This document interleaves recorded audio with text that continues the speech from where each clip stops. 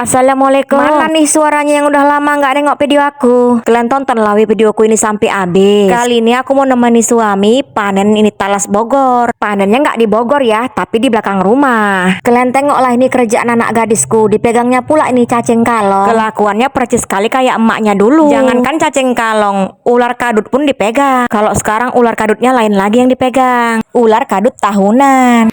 Ini ku perjelas lagi ya, yang namanya cacing kalong tuh bentukannya kayak gini, besar-besar gemoy-gemoy. Paling cocok diuncil ke lambiennya netizen. Kok jadi gelik juga aku ya. Nah lah Bahira untukmu. Oke lah lanjut, kita lihat Pak suami yang bongkar-bongkar si talas Bogor tadi. Bentukannya tuh kayak gini ya, talasnya itu besar-besar, nggak kayak keladi pada umumnya. Sesuai lah sama pohonnya. Kalau ini tuh buahnya nggak pala kali besar ya weh, udah kecil-kecil. Karena kemarin kena banjir, jadi ya kayak ginilah buahnya. Nih, aku kasih tahu lagi sama kalian, kayak ginilah penampakan buah talas tadi. Ini tuh tanaman Pak suami 6 bulan yang lalu. Tengoklah ini si bocil, main-main dia payung-payung katanya. Lanjutlah kita lihat lagi Pak suami manen lagi. Buah yang cukup panen tuh seperti ini ya. Pelepah di batangnya tuh udah kering kecoklatan. Gitu aja nandainya kalau mau dipanen. Karena panennya kelambatan, jadi buahnya tuh udah busuk. Sayang kali ya. Oke lah, kita cari lagi ke ancak yang lain. Nah, dapat lagi. Nah, ini pun udah busuk juga ya. Sayang kali ya weh. Tenang-tenang, masih aman kok. Ini kita ambil aja yang sebagiannya. Sebagian busuknya kita buang. Aku sih kurang begitu paham kalau manen padi ini tuh udah berapa bulan ya bisa dipanen. Kalian jangan salpok ya sama udel anakku yang bodong itu. Kalau bapaknya tuh di rumah ngintel aja loh. Nah, ini dia tadi hasil panen yang separuh tadi. Jadilah ya kan weh. Lumayan lah buat tambahan. Lanjut, Pak suami pindah ke ancak yang lain. Kali ini buahnya nggak busuk.